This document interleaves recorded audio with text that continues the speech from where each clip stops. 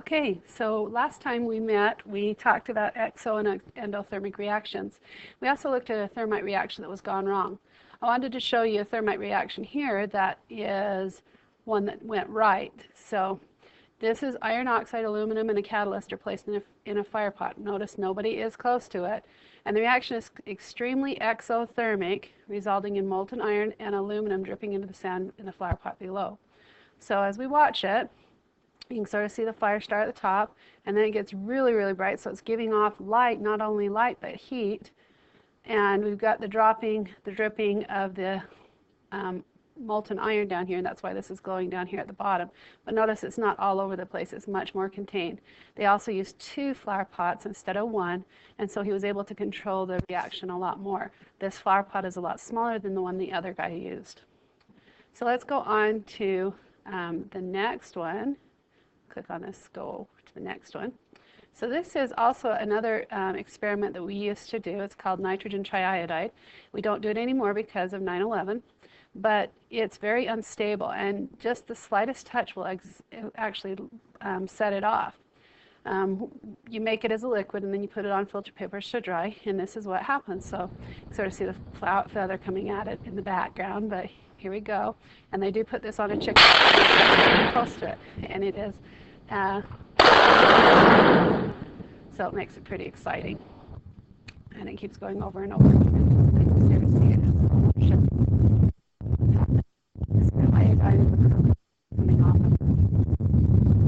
Okay, so that is also another exothermic. Let's look at one more. This one is the white phosphorus that we saw last time in the video that we watched, and it was actually the glowing one. Remember the big flask that was glowing? Watch what they do with it this time. It's dissolved in an element dissolved in carbon disulfide is taken into a medicine dropper and used to write on a piece of filter paper.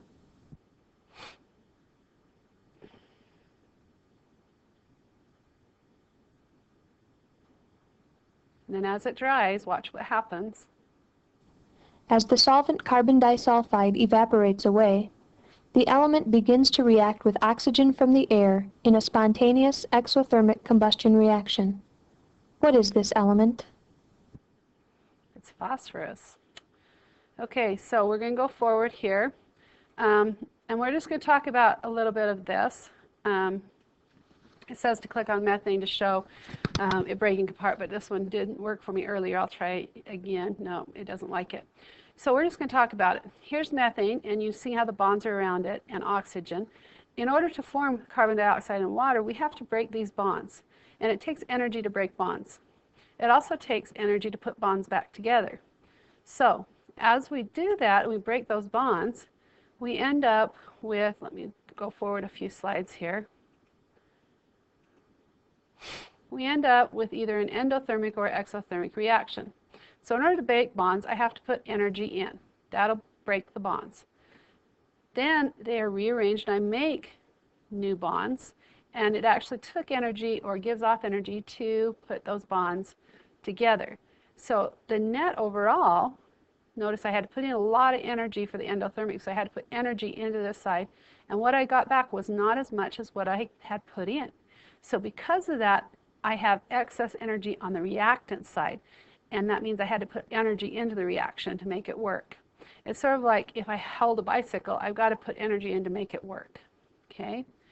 So I would like you to remember that heat or energy is on this side for an endothermic reaction. Let's look at an exothermic reaction. I wanted to make sure you add this diagram to your notes, and then also put your little note that extra energy or extra heat was added to this side. Okay, so as we look at the other one, I'm going to exothermic now. As we look at exothermic, if we break the bonds, again it took energy. You can see it wasn't a lot of energy for this one, but as we made the bonds, it took even less energy, and so I gave off a lot of energy. So my overall reaction, though it took energy to break the bonds, by putting them back together, I didn't use very much energy, and so I actually have energy coming off. So on this one, we actually end up with energy or heat on this side. Okay, so now I'm going to take and we're going to write this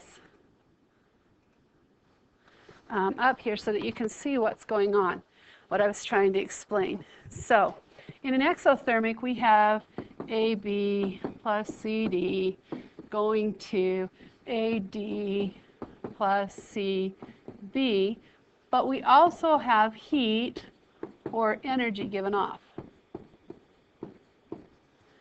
For my endothermic, and I'll just change colors just to make it different, I would have AB plus CD plus heat or energy, okay, gives me AD plus CB.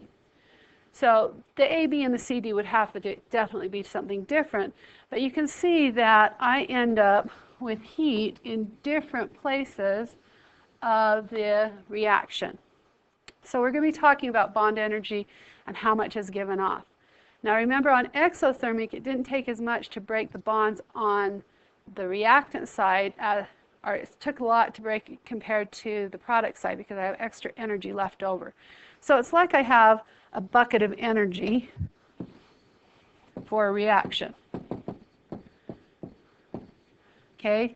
And if I need some of that energy, I take out of it. If it takes energy to break the bonds, to pull them apart, then I use some of that. Now putting them back together, I give back some into here. Depending on how much I give back, depends on if I have any of this energy right here left over or if I actually needed more energy. If I needed more energy, then it's endothermic. That means I had to put energy in to start with so that I had enough for the reaction. If it is exothermic, that means I'm going to end up with extra energy in here. I didn't have to put any extra energy in. So that's what we're talking about today. We did a lab in class today, and we did an exo and endothermic lab. We also talked about heat warmers and what they did. We did an entrance and exit quiz. So hope to see you in class if you missed us. If you're just listening to see what this over again, there you go.